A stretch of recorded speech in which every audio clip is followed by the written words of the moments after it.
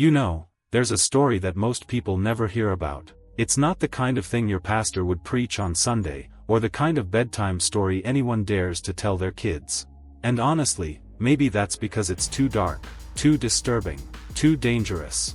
I'm talking about a woman, but not just any woman. According to some of the oldest writings, she was the first woman. Not Eve. No. Before Eve, her name was Lilith, and some call her the mother of all evil. The one who knows every secret the Creator tried to hide. And that alone sounds insane, right? Like, how could there be another, first woman, nobody talks about? Why does her name feel almost erased from history? And here's the terrifying part. The more you dig, the more you realize that her story isn't just about rebellion, it's about something way more chilling. Something that makes you question everything you thought you knew about God, about creation, even about yourself. It's said that Lilith was cast out because she refused to obey. She wouldn't bow. She wouldn't submit. And in that defiance, something broke loose. Something that never went back into the box. Some say that's when true darkness was born. But here's the thing that gave me chills when I first learned it. If that's true, then Eve was not the first mother of humanity. Lilith was. Which means, we might all be carrying something inside us that comes from her. Scary, right? And I can't stop asking myself, what if she really does know the secrets of the Creator? Secrets that we were never supposed to see. Secrets that could shake the very idea of good and evil. You ever get that feeling like history was edited on purpose?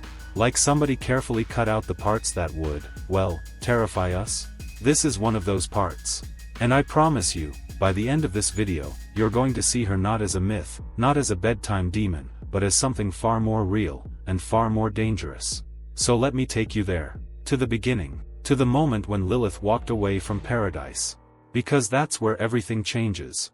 And trust me, what comes next will blow your mind. Alright, so let's slow down for a second, because before we dive into the darkness, we need to understand who Lilith really was. Most people only know the Bible's version with Adam and Eve, right? Eve eating the fruit, the serpent whispering, the whole fall of mankind. But here's the shocking part. If you look at ancient Jewish texts, like the alphabet of Ben Sira or fragments hidden in mystical traditions, you find Lilith mentioned before Eve. And that changes everything. According to those writings, Lilith was created from the same clay as Adam. Not from his rib, not as his helper, but as his equal. Think about how radical that is. She wasn't meant to be beneath him. She wasn't meant to obey. She was meant to stand side by side. And here's where it gets wild, because when Adam tried to dominate her, she refused. She literally looked him in the eye and said, no, she wouldn't submit. And in that moment, paradise turned into war. It's almost terrifying to think about, right? The very first battle in human history wasn't between man and beast, or even man and God, it was between man and woman. Equality versus control. Freedom versus obedience. And here's the first thing that blew my mind when I learned it. Lilith's story isn't just about some demon hiding in shadows, it's about the erasure of equality from the very beginning. The idea that from day one, someone said, a woman cannot stand as equal. But that's just the beginning. Because what happens next is darker, scarier, and way more twisted than most people are ready to hear. See, Lilith didn't just walk away quietly. According to the legend, she called out the forbidden name of God, and vanished. She left Eden behind. She escaped into the wild, into chaos. And from there, she became something else.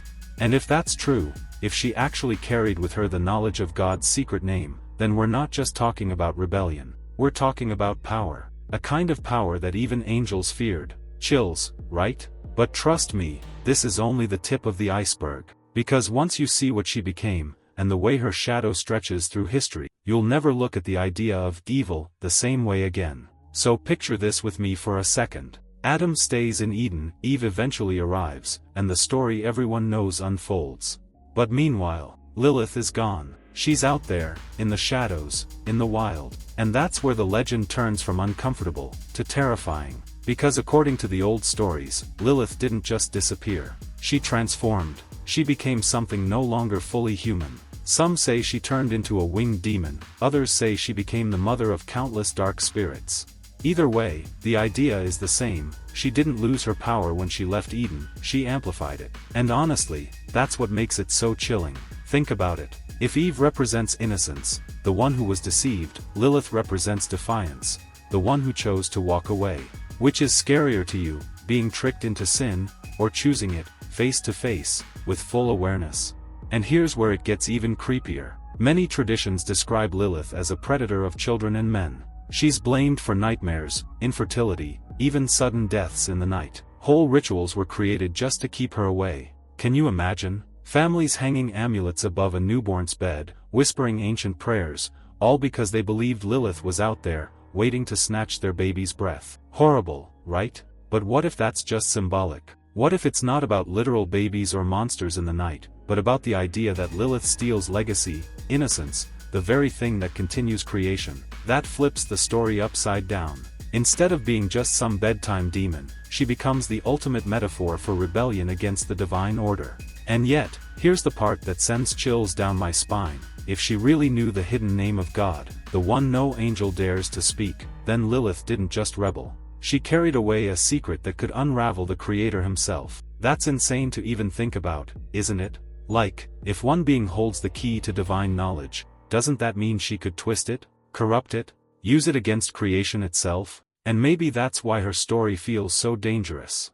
Not because she's a myth, but because she represents something terrifyingly human, the refusal to bow, no matter the cost. But here's the thing, this still isn't the darkest part. No. The real horror comes when you realize how her shadow shows up in stories across centuries, disguised, hidden, almost erased, but always there, watching, waiting, whispering. And trust me, once you see how far her influence goes, you'll never be able to unsee it. So here's the part that still gives me chills every time I think about it. If Lilith truly was the first woman, the equal of Adam, and she chose defiance over obedience, then her story isn't just some forgotten myth. It's a mirror. A reflection of the darkest part of humanity, the part that would rather burn down paradise than bow to anyone. And that's terrifying, right? Because it means evil didn't come from outside. It wasn't just a serpent whispering lies. It was born from within. From choice.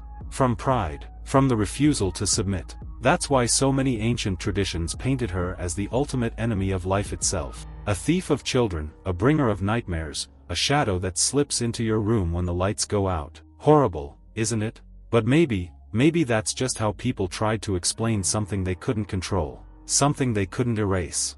Because if Lilith really carried the secret name of God, if she really knew the mysteries no angel dares to speak, then she holds a knowledge that could unravel the very idea of good and evil. And that's the most shocking part. Not that she became a demon, but that she became a symbol of forbidden truth. So when you think about it, her story isn't only about fear. It's also about freedom. About what happens when someone dares to say, no, no matter the cost.